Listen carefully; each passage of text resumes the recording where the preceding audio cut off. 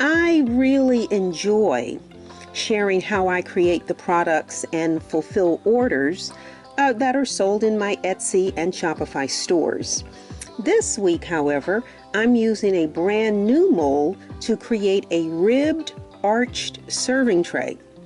I purchased this mold after watching another one of those projected 2024 top trends. 3 of the projected trends that piqued my interest were: 1, waves, as you see in these samples; ribbed textures, as you see here; and the third one that I really liked was gradients. So I actually love rainbows, and if you want to see how I created this gorgeous gradient rainbow tray, keep watching. Hello, gentle people. If this is your first time visiting my channel, or if you are a returning subscriber, welcome to this Sparrow Art Vibes video tutorial. I hope that you will see and hear something that inspires you to create something beautiful.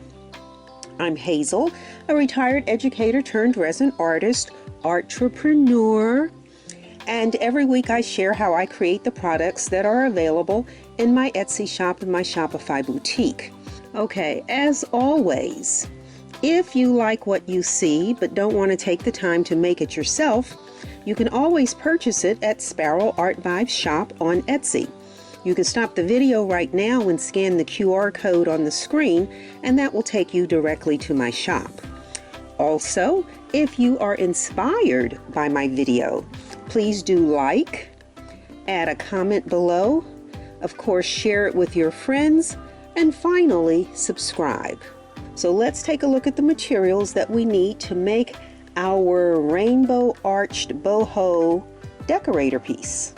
Okay, gentle people, the materials that we need to make our arch serving tray, I guess you want to call it, are first of all our arch ribbed, like the ribs on this. This is what we're after, the texture, the ribbed silicone mold. We need our resin. So we are using Envirotex Light. This is the Part A resin. This is the Envirotex Part B hardener. We will need a medium measuring bowl, a small measuring cup, a big mixing bowl. Then of course we need stir stick for this one, 4 stir sticks since I'm using 4 colors of mica powder, nitrile gloves, and then for mica powder, again, peach is kind of one of the colors for this year, so I will be using the Mayspring Peach Gold. I'm going to be using the Mayspring White Chalcedone. And then in that same family, the Magic Fly Apricot and the Magic Fly, you see that, Copper. Oh, I left off my paper cups. I need 4 small paper cups, 1 large paper cup. Let's turn that. And then to give it a little bit of bling, I saw this crushed glass, this decorative filler in Michael's, and I says, oh, that's about the same color palette. So I'm going to be adding some of that. Oops. And that's all we need. So let's get this cleared off, get our resin mix poured, and let's have some fun.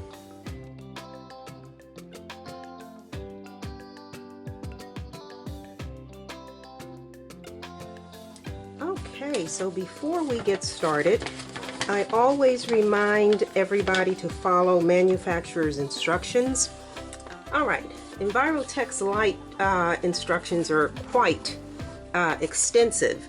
What makes this different is they do what they call a double mixing, and so they have you mix your resin and hardener in 1 cup for 2 minutes, then you pour it into a second cup and stir another 2 minutes.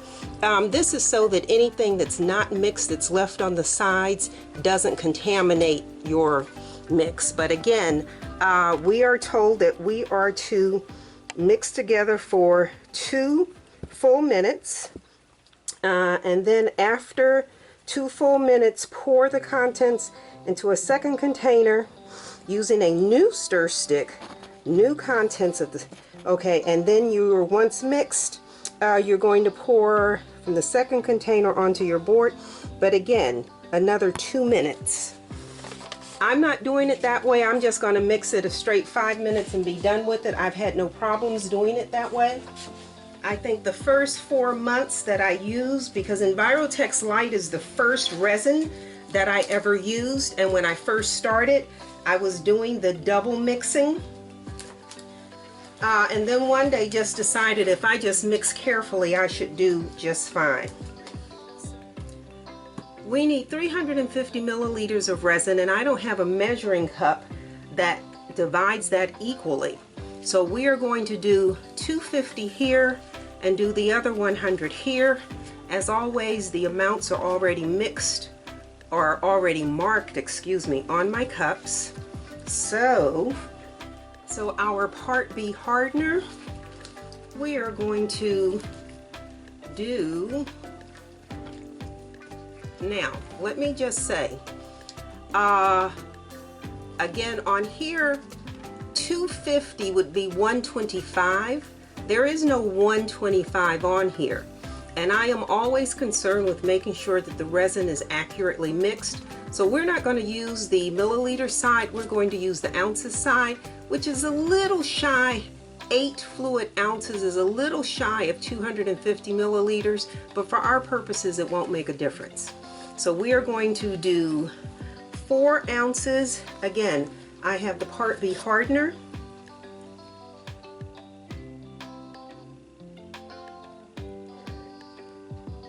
Ounces here, and then in our other cup we are doing 50 milliliters, so don't get that confused. And we're going to put these together to make 350. And then the same with the Part A. We are going to do 4 ounces in this container.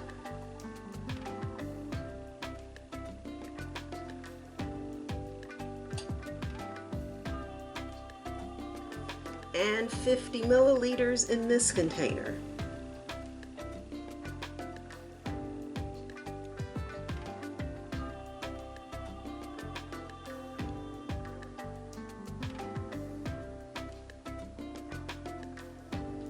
All right. And we are going to pour both of these into this container.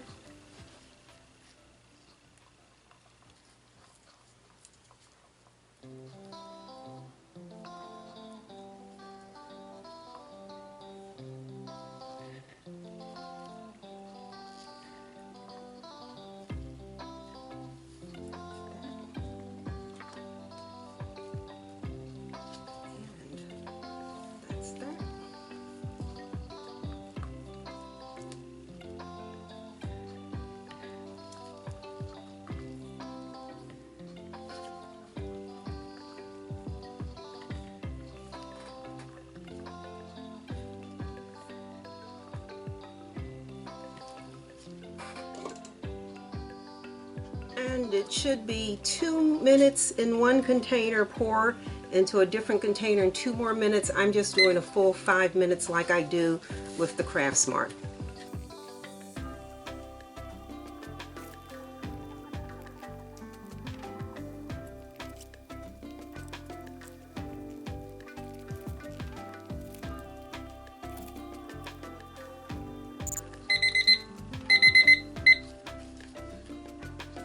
Okay, so we need to divide our resin.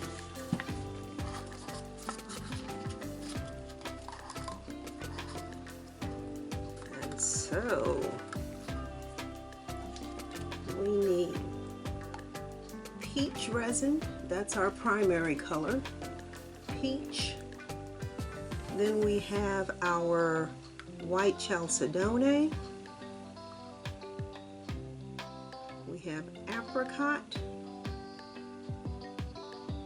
We're going to have copper on this one side over here.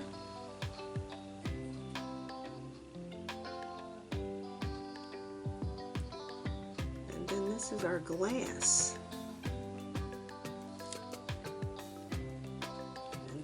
Hold some of that. We don't need this cup. All right, so let's. This has not been. Oh, I gotta cut this off. Open this.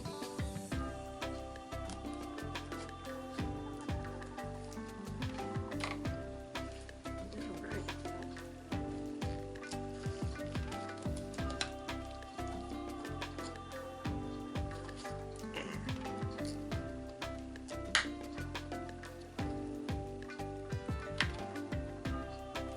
Hard to do this with gloves.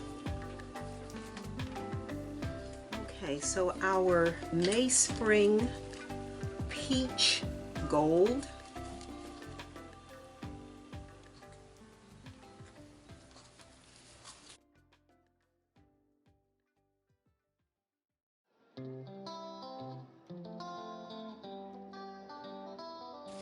That's a pretty color. It's pearlescent looking. I think I'm going to want some more of that, more of that, more of that.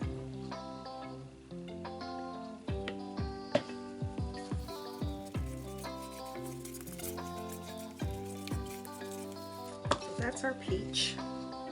And then we're going to do our apricot from Magic Fly. And I don't really know how different these colors are. Let's see, no, we don't do that.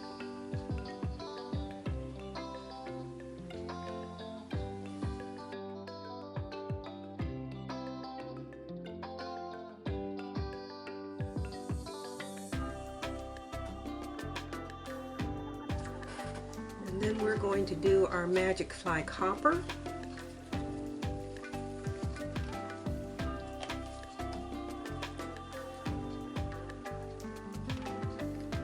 These metallics only need a little bit of mica powder.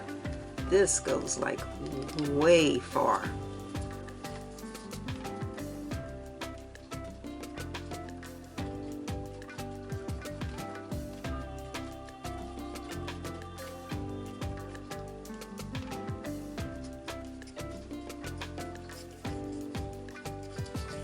And I don't want this to be heavy copper, but I need the contrast. I want the contrast, the metallic contrast.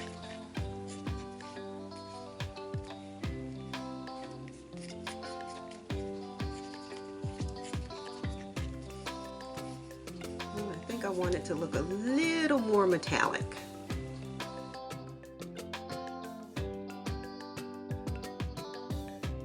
Oh, now it might be too dark. Oh well. So that's our copper.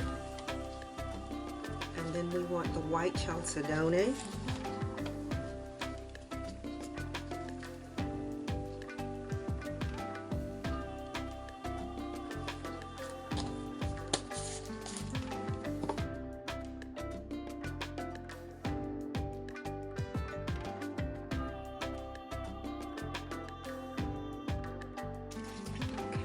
White chalcedony, and then this is for the glass. And we're going to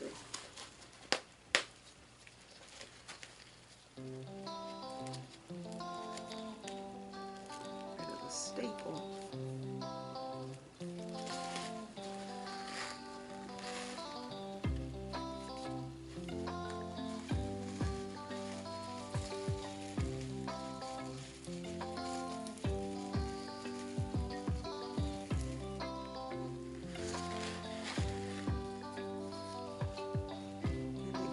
want to stir that to make sure that each piece, each particle of glass is covered in resin.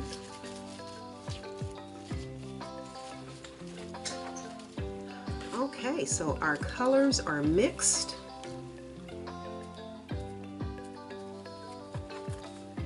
Oops, and let's get our mold over here and look at the dog hair on that.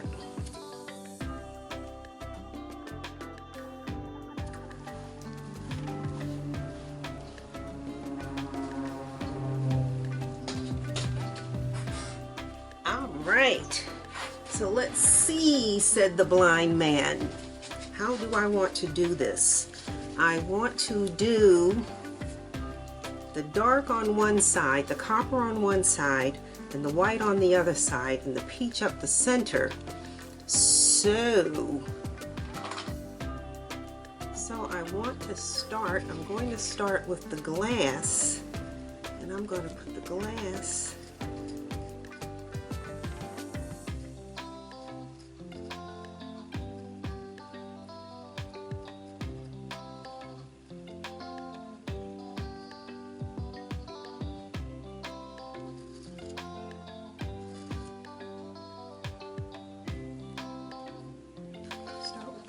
over here, and then I want the copper, more dog hair.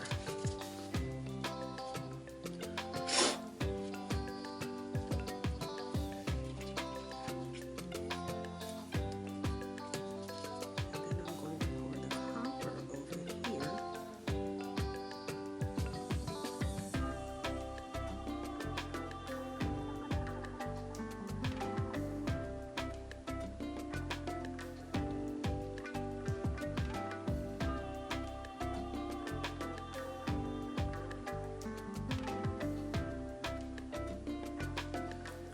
So I'm going to save some of that, and then I want,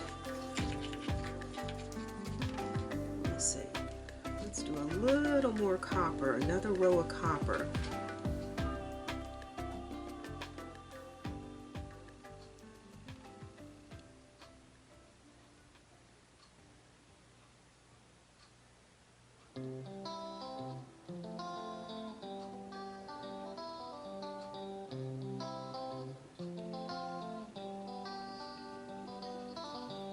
My concern is that the colors run together. I don't really want my colors to run together, but we'll see. Okay, and then this is the apricot.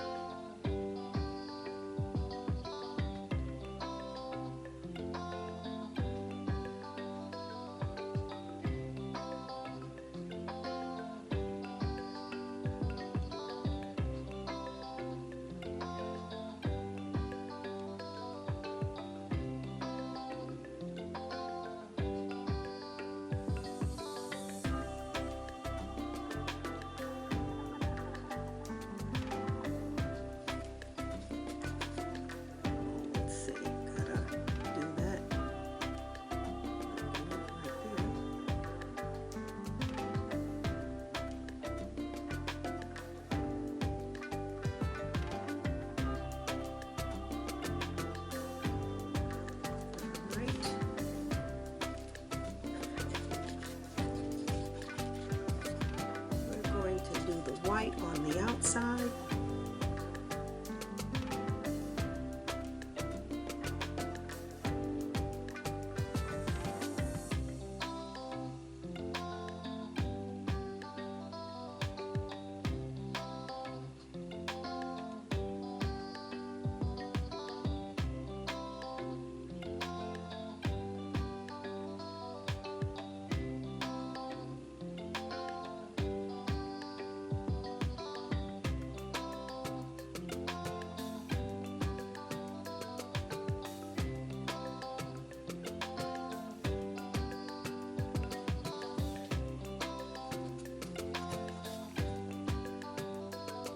Save some resin, so it looks like I'm going to have to mix a little more white. Oops.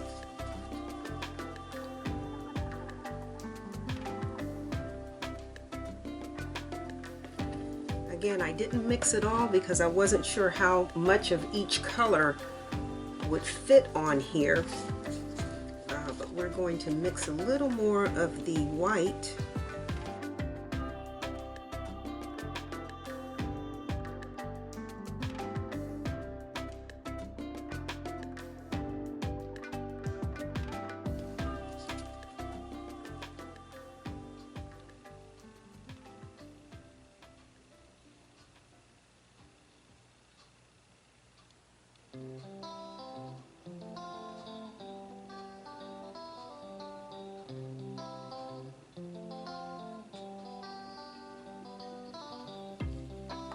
That's our white. And then our primary, our dominant color should be this peach. So let's see how much peach I have here.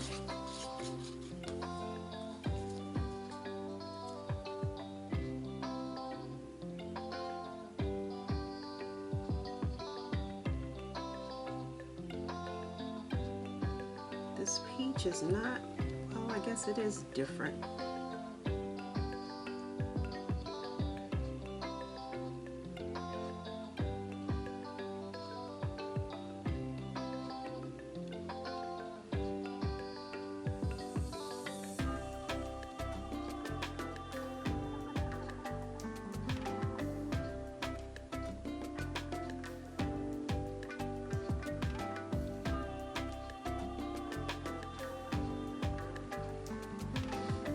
So now I can go back, I can do some more of the apricot over here.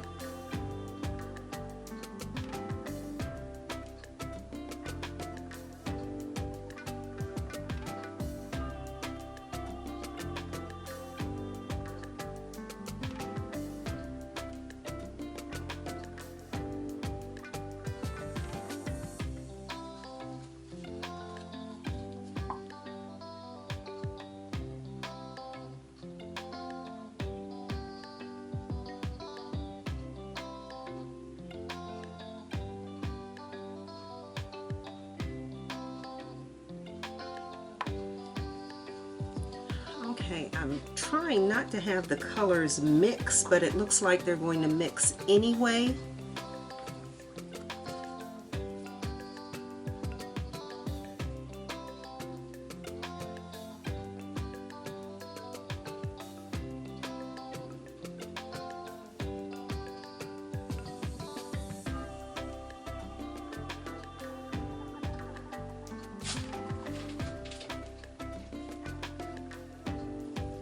Despite my best intentions,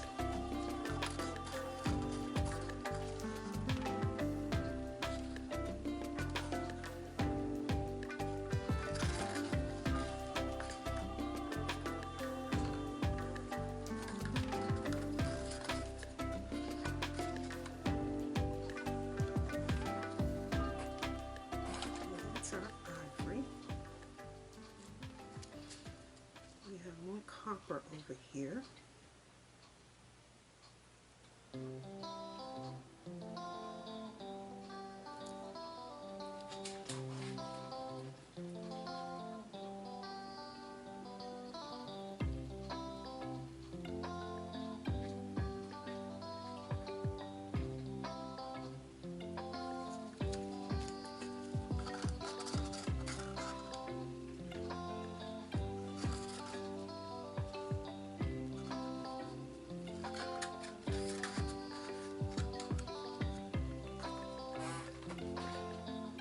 So what do we have left? We have more glass. Let's get this glass in here.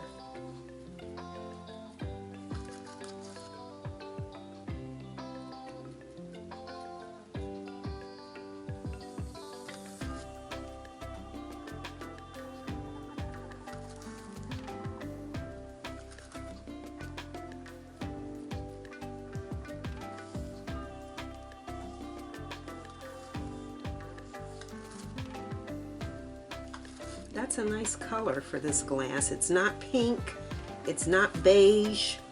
They labeled it autumn, but it's a warm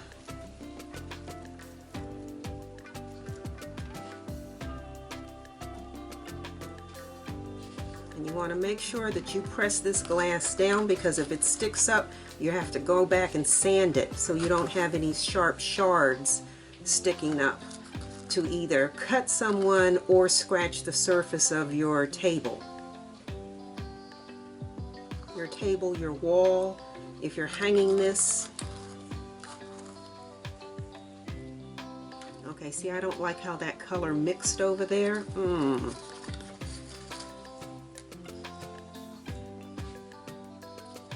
I don't like that.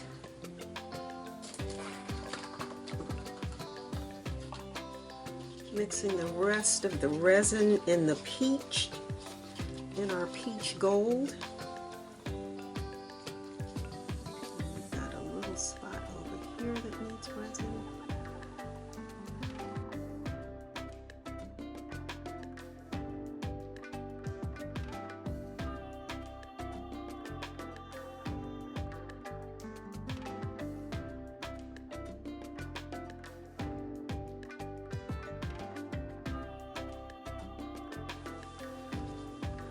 Right. And anybody who's watched me knows I have to stick a little popsicle stick under this side.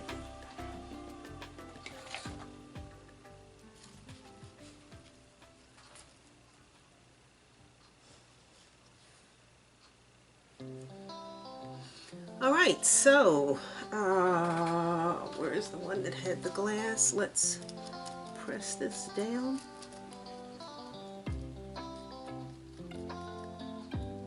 That might look really nice. Think of like a stained glass window.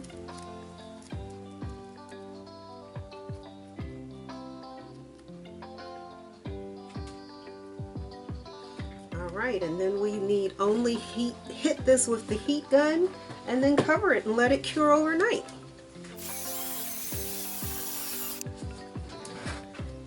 And then we're going to cover this and allow it to cure overnight. Just making sure as much of that glass is pressed down.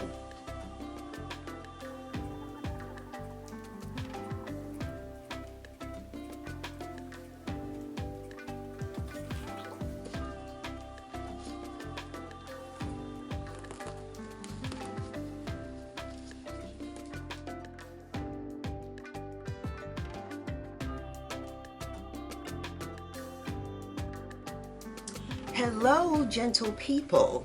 It is the next day, and so now we're going to do the most exciting part of working with resin, and that's to unmold our project. So let's take the cover off of this. Get rid of my popsicle stick here. Okay, so that's what it's looking like. And so again, this is the back side, and so it's the other side that we are most interested in. So let's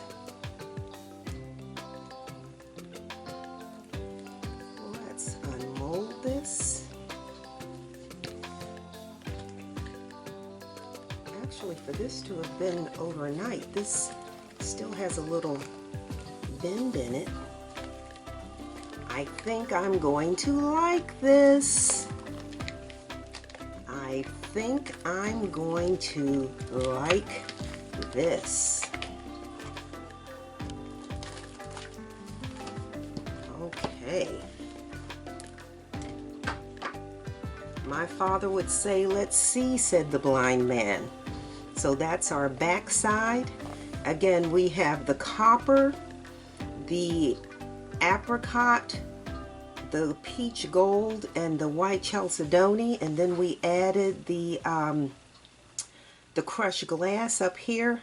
And then last night when I came in to just look at this, there was a little bit of copper resin left in the bottom of the cup, and I just poured that right on here. So all right, here we go. What do they call it? The great reveal. So let's turn her over and see what we're looking at. Oh, that's very nice. That is very nice. I like that. And I was concerned about my colors mixing because I wanted clear, distinct colors. And so I do have my white, and there's a little bit of the peach in there. My apricot is here, my copper is here. That's very nice. And I think that glass at the top just gives it, that glass at the top just gives it a lot of, just gives it some class. I don't know, it's an elegance. It gives it a little, it gives it an elegance. So once it's done, oh, there's a piece of glass that kind of, got a piece of glass there and a piece of glass there. So here what, let's just, instead of using the Dremel, since this is such a nice large piece, we can go back to the deburring tool. I used to use this a lot, and then I stopped and started using the my Dremel, but with something that's such straight lines as these, we'll just run this right along the edge there.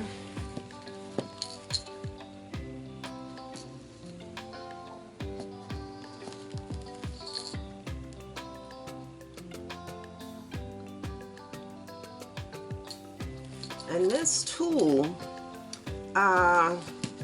is used a lot by plumbers to when they cut pipe to get the sharp edges off of the pipe. Let me hold this up. I just scratched that. You see that? I just scratched that.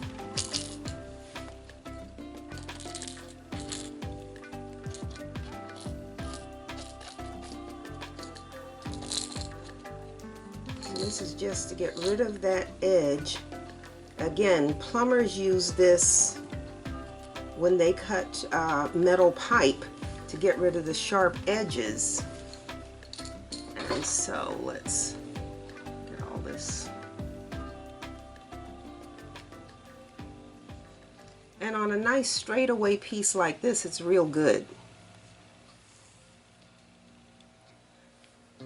But I did scratch that back there. So you gotta be careful. All right, so we have some options here. We can use this as a tray.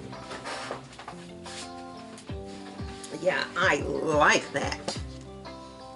Oh, I like that. And the glass just gives it some character. So if we were going to use this as a tray, we would be adding our 3M rubber bumps. And so we would flip this over, and we put 1, 2, 3, 4, 5, and then one in the middle, 6 rubber bumps. If we were doing this as a tray, if you wanted to do this, as art to go on the wall, I have these 3M plate hangers. I ought to go see if I can buy some stock in 3M because I like their products, but I like this one because it's a flat hanger. So if we wanted to put this on the wall, and this is self-adhesive, so you pull, I've still got more of this stuff on here from where I just used that deburring tool. You'd pull the adhesive off of here, and you decide how low you wanted it. You wouldn't want it up top here, obviously. You don't want to be able to see it through the clear, so you'd hang it somewhere about yay. So for demonstration purposes, let's see, are these high enough? I am going to go ahead and let me see, where's the center of this darn thing? Let's mark the center.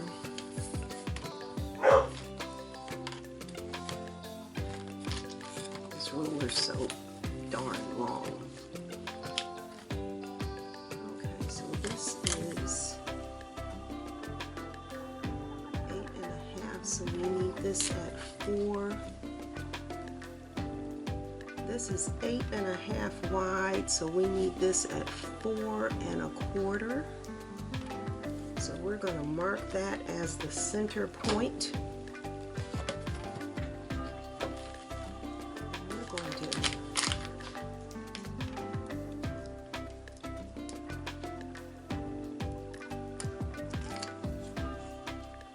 like this, and we are going to just center that right about yay.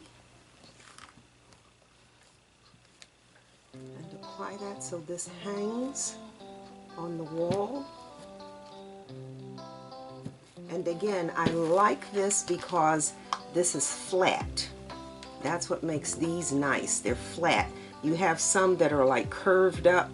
I'll take a picture of some of the others, but I like this one because it's flat. The other thing that I also have, I have this bag I have this bag of plastic easels, and let me see what this would look like.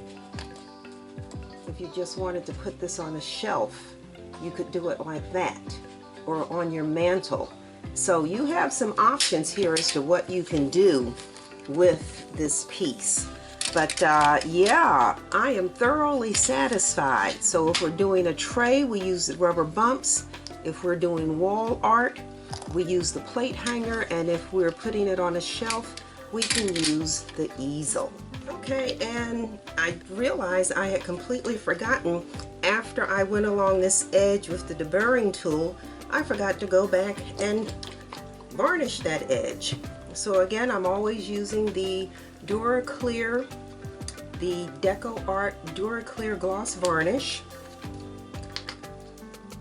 And it was when I was taking photos that I noticed over here on this orange edge that it was a little gray, and I said, oh, I didn't varnish this.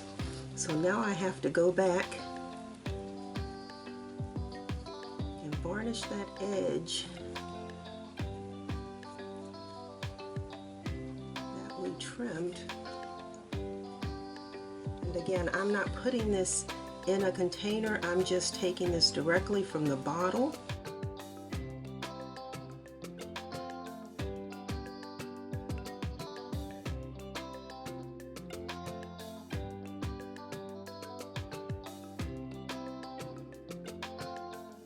When I went to take the photos, I noticed a little gray, and I says, oh shinny, I forgot to varnish the edges. I automatically do it when I'm using the Dremel, but I didn't think about it using the deburring tool.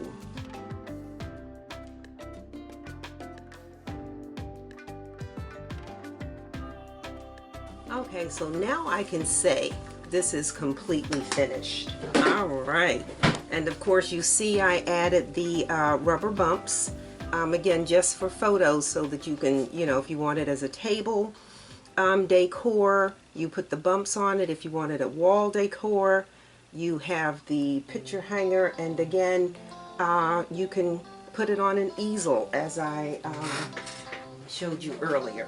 All right, we're through. It's done. It's gorgeous. I'm satisfied. I'm thrilled.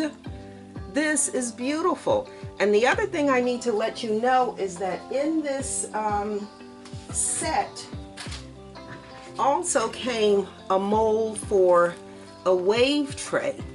So you could do, you know, like a gift set, a combo, but this was the other mold that came with this. So you could do a matching or a complementary piece to go with this. But yeah, I am totally satisfied. I love the way this turned out. Love this. And so you can choose any gradient. You don't need 4 colors. Technically this is 5 if you add the glass, but yeah, that's too cool.